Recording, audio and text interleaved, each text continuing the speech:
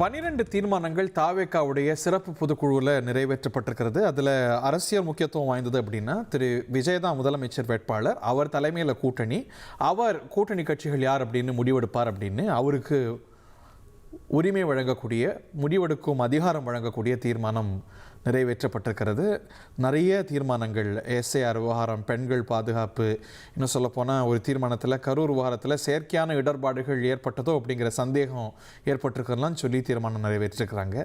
நெல் கொள்முதல் விவகாரம், இப்படி நிறைய பொது பிரச்சனைகளும் கூட இந்த 12 தீர்மானங்களில் இடம்பெற்றிருக்கின்றன. வரவேற்புரையில் பேசும்பொழுது திரு புசியானந்தும் கூட குறிப்பிட்டு பேசும்பொழுது விஜய் தலைமையில் ஆட்சி என்று சொன்னார். அதில் கூட்டணி நிலைப்பாடு பற்றி இந்த தீர்மானத்தை வாசிக்கும் பொழுது முதலமைச்சர் வேட்பாளர் விஜய் தான், அவர் தலைமையில் கூட்டணி கட்சிகள் யார் அப்படின்னு முடிவெடுக்கக்கூடிய அதிகாரம் அவருக்கு அப்படின்னு நிறைவேற்றப்பட்டிருக்கிறது. அதிமுக கூட்டணி ஏற்படுமா, தேசிய ஜனநாயக கூட்டணியில் விஜய் இடம்பெறுவாரா, இப்படியெல்லாம் ஹேசியங்கள் இந்த கரூர் சம்பவத்துக்கு முன்பும் குறிப்பாக இந்த சம்பவத்துக்கு பிறகு கூட அதை இன்னும் கூட வலுப்பெற்றதை பார்த்தோம்.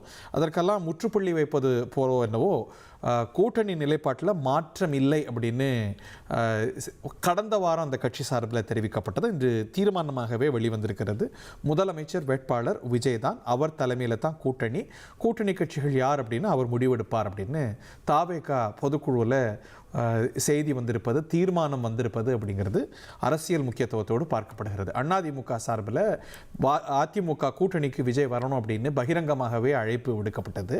பிள்ளையார் சுழி போட்டாச்சு அப்படின்னு அதிமுக கூட்டத்தில் தாவேகா கொடிகள் பறக்க அதிமுக பொதுச் செயலாளரும் கூட குறிப்பிட்டிருந்தார் என்பது குறிப்பிடத்தக்கது. இவையெல்லாம் அமைதியும் கூட தாவேகா தரப்பில் இதற்கு வெளிப்பட்டது.